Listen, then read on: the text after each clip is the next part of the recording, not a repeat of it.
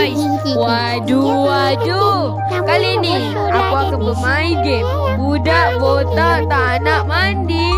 Alamak, banyaknya song yang paling mudah ni. Hilang kau ni budak botak. Engkau ni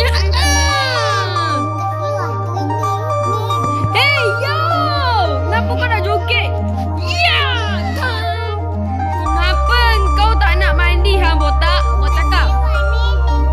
Kau pergi buka seluar. Kau memang tak pakai seluar lah botak. Ew. Biar aku bau. Ew, busuk. Pergi sana. Ew. Kau mandi sekarang. Yelah. Kau nak mandi je.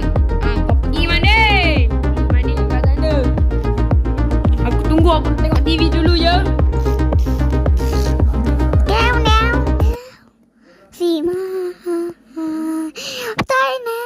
Wah, apa kau buat tu? Toy si mama apa benda? Aku tembak kau sekarang. Ai.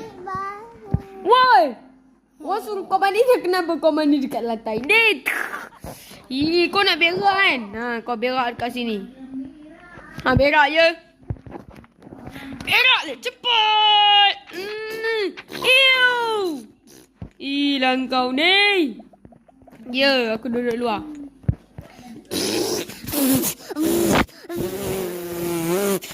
Hey, yo. Wow. Botak. Cukup botak tak lebih. Hey. Ew, tai kau. Ew.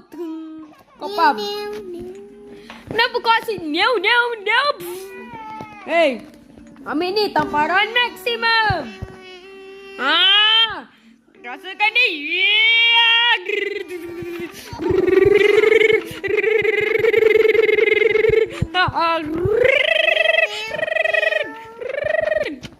Buka seluar. Hey, yo. Ya.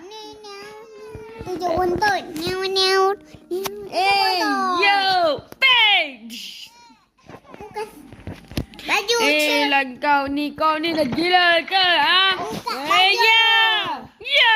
Buka seluar sekarang. Hey, yo. Pergi ke sana. Ya. Aku rasa kau perlu minum ni. Bukan minum ni. Botak, ambil ni. Ya. Botak dah kentut. Level max. Tak seluar. Tujuh buntut ni. Kau tunjuk buntut dah kenapa? Ya. Ew. Botak suka kentut. Ew. Bra. Hey, yo botak.